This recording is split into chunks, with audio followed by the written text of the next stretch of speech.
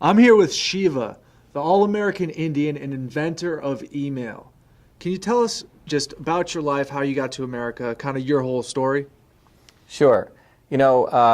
My life and my journey to not only inventing email, but coming to America, Alan, is many ways the epitome of the American dream. So I'm very, very fortunate for that. America allowed me to do things and accomplish things that probably would not have been possible without what the founding fathers created in this country. So, briefly, I was born in India, and I grew up in a very diverse environment, even in India. I grew up in a deep South Indian village where my grandmother was a traditional healer, worked 16-hour days in the fields, but I also grew up in a cosmopolitan city of Bombay, India. So I grew up in a diverse environment within India. But you also have to understand, I grew up in an India that had a caste system where, you were basically allotted to a certain future in life based on where you were born. So my parents had hit a ceiling for their advancement in India, and they were very fortunate. In 1970, literally, we left India on my 7th birthday on December 2nd, 1963, if someone wants to make a note of that. And I landed in Kennedy Airport literally wearing shorts in early December with it snowing.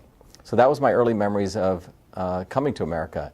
But I was extremely motivated to succeed because I knew how much my parents had suffered coming to this country and how my people back in India had very little. So by the time I was 14, I'd actually finished calculus and math. I was also a good baseball player and soccer player, not just a nerd. And I ended up getting accepted to a special program at New York University to study computer science as a 14-year-old kid.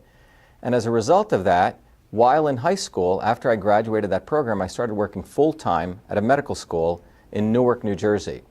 And I had this amazing opportunity because my parents were supportive, my public school system's teachers were supportive, and I found a great mentor in this small medical college in Newark, New Jersey, where I was afforded the opportunity to basically convert what was then known as the old inter-office mail system, inbox, outbox folders. And this system was how people collaborated in the universities.